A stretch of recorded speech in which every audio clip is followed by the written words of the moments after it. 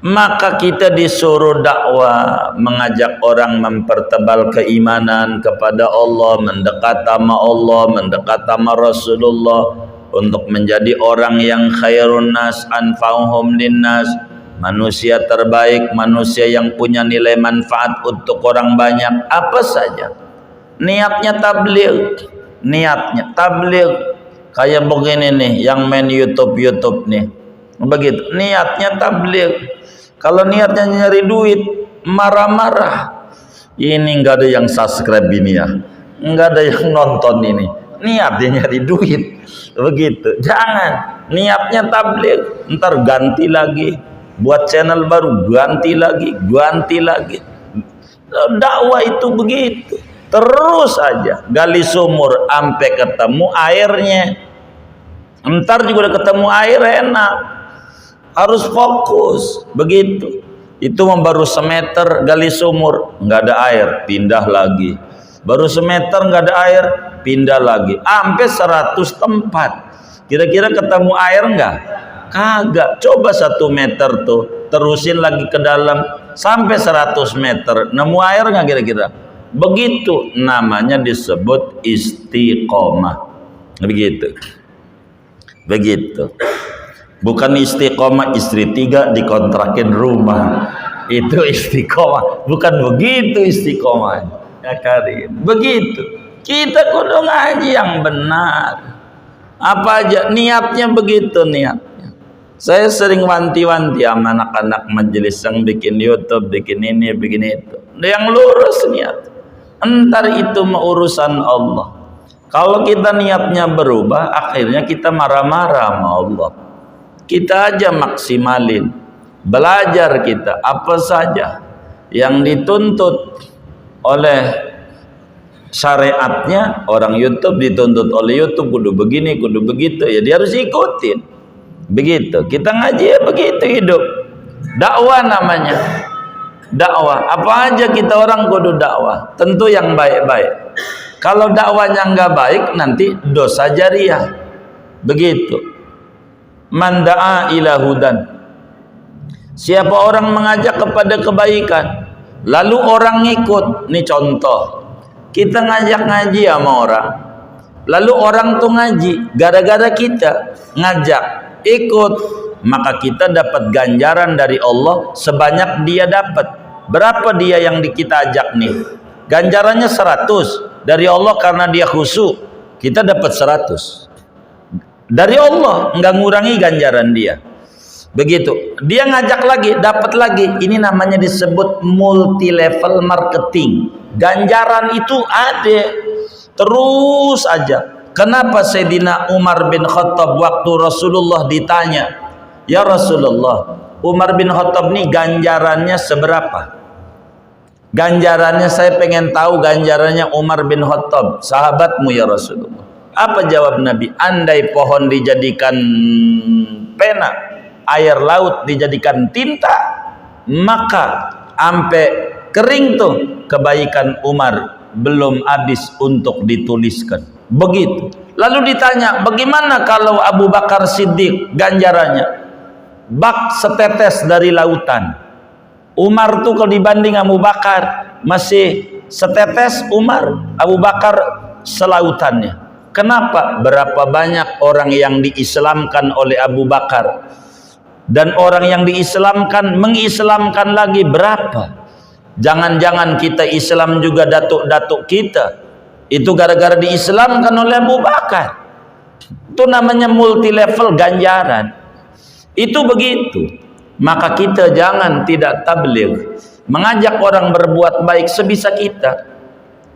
Kayak orang tua lah, makan anak ngambil tangan kiri, tangan jelek, pakai tangan bagus nak. Itu namanya dakwah namanya. Tangan bagus, pakai celana sambil diri, salah, sambil duduk nak. Rasulullah nggak pernah pakai celana panjang sambil diri. Duduk nak, duduk. Itu namanya dakwah. Ini namanya mengimplementasikan kajian sifat tabligh yang dia pelajari. Mengajak orang berbuat baik, apa saja gitu, apa saja ngajak orang berbuat baik itu bagus. Begitu. namanya tabligh, namanya dakwah, namanya. Jangan mengajak orang kepada kesesatan, bahaya. Contoh, ada orang, ya Allah, main apa namanya itu ya, balak 6 double it, main di banting-banting, cepret-cepret. Ini kasihan gelap, gua kasih lampu. Ya sebanyak dia deh. Berapa ada orang tuh? Ya sebanyak itu kita punya kesalahannya. Kan lampunya dari kita. Itu namanya dakwah kepada kejahatan. Dakwah mau kepada yang baik. Kita ngeser-ngeser kejahatan. Begitu. Maka orang ikut dari kejahatan yang ada, maka kita dapat andil dosa. Andil dosa. Begitu. Dulu di zaman Nabi Musa alaihi salam ada cerita menarik. Ada seorang tokoh agama, orang kita bilang ustadz begitu, ditanya sama muridnya, sama masyarakatnya, Pak Ustadz, begitu, apa hukum minum-minuman? Karena dia doyan minum-minuman, dia juga doyan masalahnya. Kata dia, enggak apa-apa. Enggak apa-apa, boleh. Kata dia, boleh. Akhirnya orang pada banyak minum-minuman.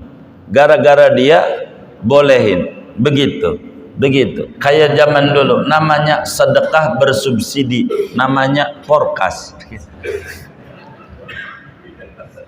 begitu. Ini minum-minuman. Si Ustadz ini ada itu kitabnya itu yang Kiai Sofwan baca itu, Tuhfatul Mardiyah itu pengarangnya adalah imam masjid Sayyidina Zainab di Mesir, yang ngarangnya itu dibilangin. Akhirnya lama-lama dia sadar bahwa fatwa dia keliru, salah gitu, sadar karena dia waktu kan doyan, begitu doyan. Jadi sekarang dia berhenti, insaf. Udah nggak doyan, dia berhenti, dia tobat. Dia nangis sama Allah, nangis dan pengen tobatnya itu dapat jawaban langsung dari Allah. Jawabannya ini kiai ini pengen dapat jawaban. Maka kemudian itu setelah sekian lama dia berzikir, akhirnya Allah utus seorang nabi nyamperin dia. Nabi di antara nabi Bani Israel nyamperin kepada dia. Dibilang, fulan, Allah berikan wahyu, tobatmu diterima sama Allah. Tobat daripada berfatwanya tuh. Bilang minum-minuman boleh tuh, yang dia tarik lagi dimaafkan. Udah tobatnya, udah diampuni.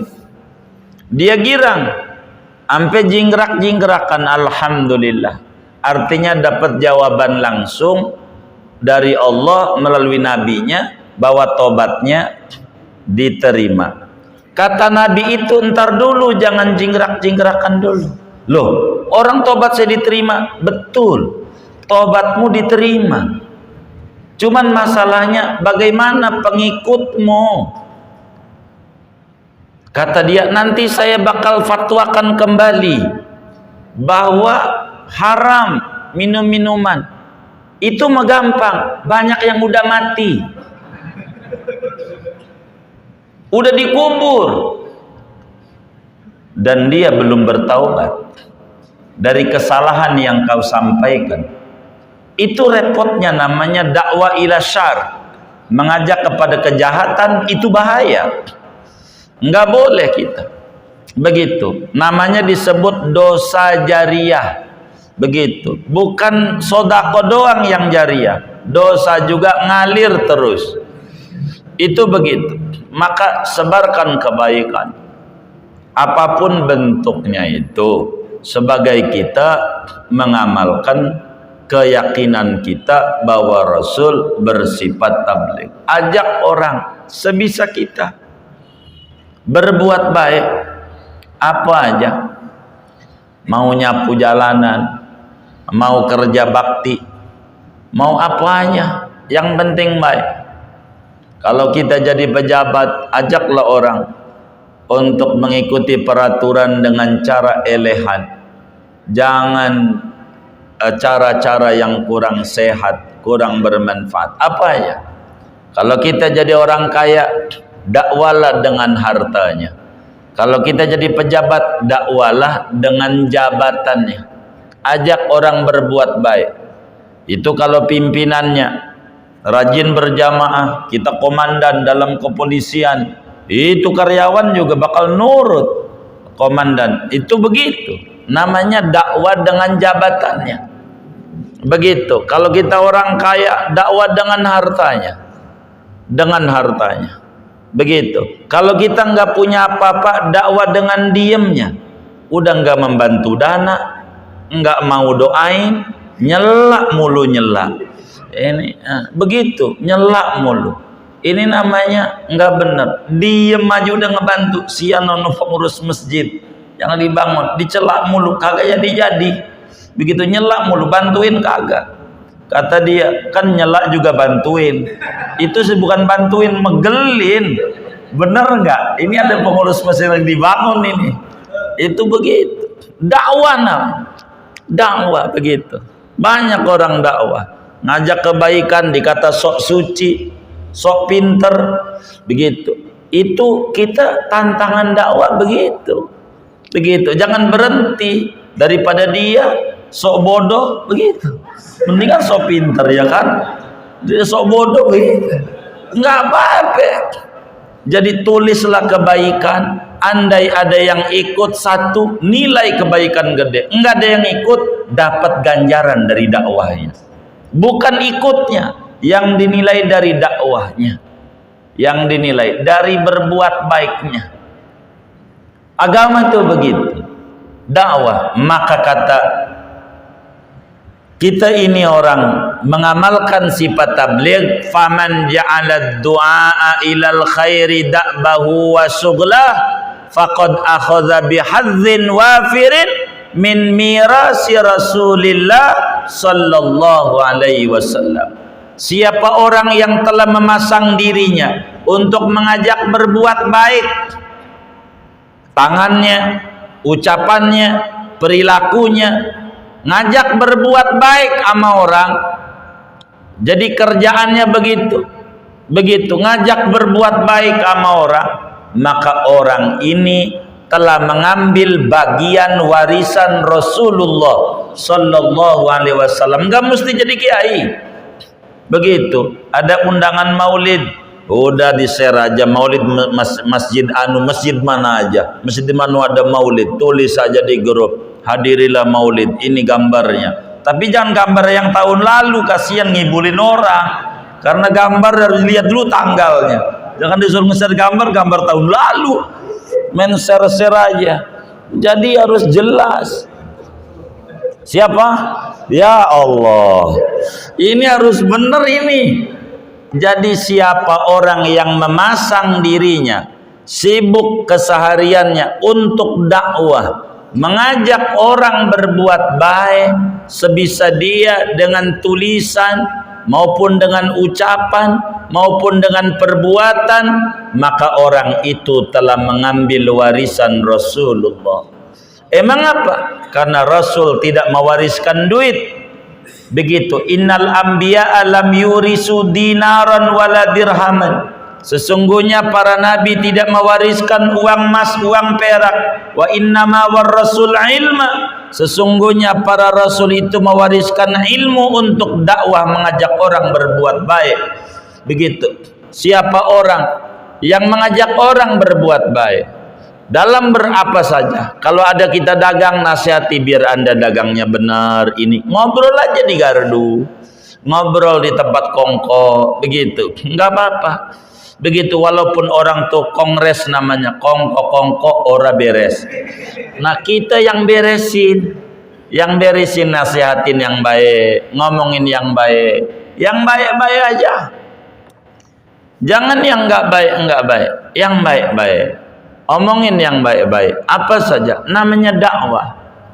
Jadi minimal sama keluarga. Kalau bahasa orang, kita orang majelis, kalaulah kita tidak bisa menjadi lampu yang mercusuar yang ada di atas menara, bisa menyinari berbagai wilayah-wilayah, paling tidak kita orang majelis harus bisa menjadi lilin yang bisa menyinari sekitaran rumah tangga kita. Sebagai dakwah mengamalkan ajaran keyakinan, keimanan kita bahwa Rasul bersifat tabligh. Ama bini kita, ama anak kita, minimal begitu.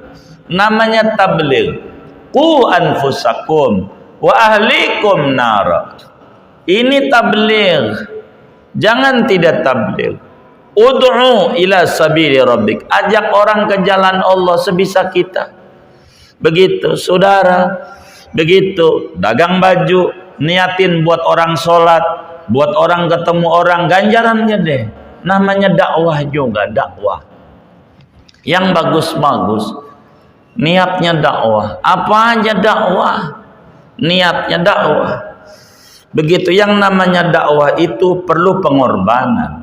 Capek, lelah, nggak enak, pegel. Ya dakwah begitu. Nggak ada yang namanya nggak pegel. Kalau pengen enak nanti dikubur. Tidur, nggak bangun-bangun. Nikmat. Tapi sekarang waktunya berlelah-lelah di dunia. Jangan nanti dikubur baru mendusin. Kata Imam Ali, an-nasu niyam faidha matu intabahu. Banyak manusia itu di dunia ini pada tidur, nanti dikubur baru sadar betapa tingginya manfaat duduk di majelis ilmu ngajak orang ngaji. Dulu saudara, di Serang itu ada seorang nyai-nyai demen hadir di majelis ilmu. Ketika wafat 3 hari, dimimpi oleh seorang ulama dengan rumah yang gedong mewah bagus. Lalu ditanya oleh si ulama, "Nyai, perasaannya ini rumahnya jelek reot, kok rumahnya bagus?" "Ini berkat saya 3 tahun sebelum wafat ini duduk-duduk di majelis ilmu. Ya Allah, kalau tahu begini, saya dari dulu saya ngaji ini."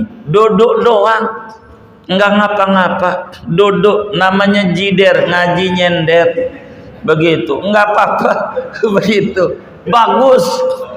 Emang siapa? Begitu, bagus. Udah enggak apa-apa. Itu duduk doang di majelis ilmu, terang.